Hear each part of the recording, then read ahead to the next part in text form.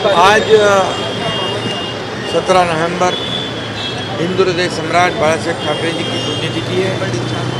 मैं विनम्र अभिवादन करता हूँ, उनको वंदन करता हूँ। आज बाला साहेब हमारे में शारीरिक रूप से भले नहीं हो, लेकिन उनकी आत्मा, उनके विचार हमारे साथ है, उनकी धरोहर हमारे साथ है, उनका समाज कारण हमारे साथ है, उनके आचार विचार हमारे साथ है। और उसी के आधार पर उन्होंने बताया हुआ मार्ग जो है उस पर हम आगे जा रहे हैं।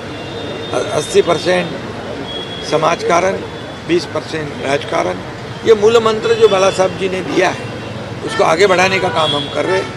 इस राज्य में भी बाला साहब ठाकरे जी को अपेक्षित ये काम सरकार के माध्यम से भी हो रहा है, इसका भी मुझे अभी गर्व है, अभिमान है। और बाला साहब ठाकरे जी कहते थे कि शिव सैनिक हर संकट में लोगों को साथ देना चाहिए, मदद करनी चाहिए।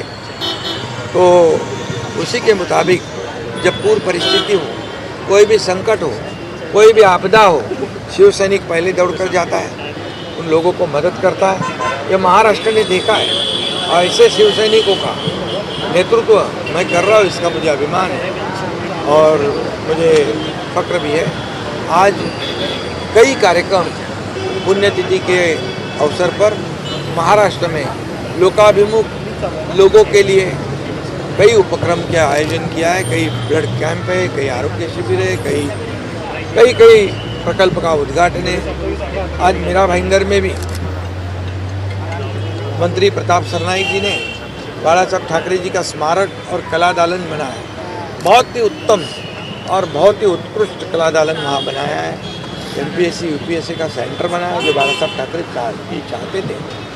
और बाला साहब ठाकरे जी रूबरू बात करते हुए, भाषण करते हुए, शिव सैनिकों के साथ बात करते हुए वहाँ एक होलोग्राम के माध्यम से वहाँ एक जो सेक्शन है उसमें दिखाए गए बच्चों से लेकर सीनियर सिटीजन तक सभी लोगों को बाला उससे प्रेरणा और ऊर्जा जरूर मिलेगी, क्योंकि पूरा उनका जीवन पट जो है वहाँ दिखाने की कोशिश की है।